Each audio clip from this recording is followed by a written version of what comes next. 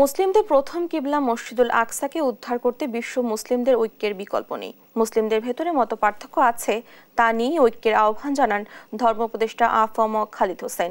ঈদে মিলাদুন্নবী উপলক্ষে শাহবাগে জাতীয় জাদুঘরে ইরান দূতাবাস পরিচালিত সাংস্কৃতিক কেন্দ্র আয়োজিত আলোচনা সভায় একথা বলেন তিনি। এতে মহানবী হযরত মুহাম্মদ সাল্লাল্লাহু আলাইহি ওয়াসাল্লামের জীবনচরিত এবং সেখান থেকে শিক্ষণীয় বিষয়গুলো নিয়ে আলোচনা করেন বক্তারা।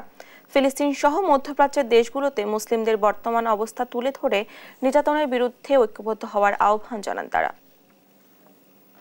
আমাদের মধ্যে একতলাপ আছে, একতলাপ থাকবে, একতলাপ ছিল, আছে, থাকবে। একতলাপ নিয়েই ইত্তেফাক মাল ইখতিলাফ নিয়ে আমরা যদি কালেমায়ে তাইয়্যিবার ঝান্ডার তলে এক হতে পারি, নতুন পৃথিবী উপহার দিতে পারব। এবং আমাদের এই পবিত্র আকসা, মসজিদে আকসা আজ আমাদের হাত ছাড়া। এই মসজিদে আকসাকে যদি আমরা উদ্ধার করতে চাই, আমাদের কিবলা আউয়াল, আমাদের ঐক্যের বিকল্প নেই।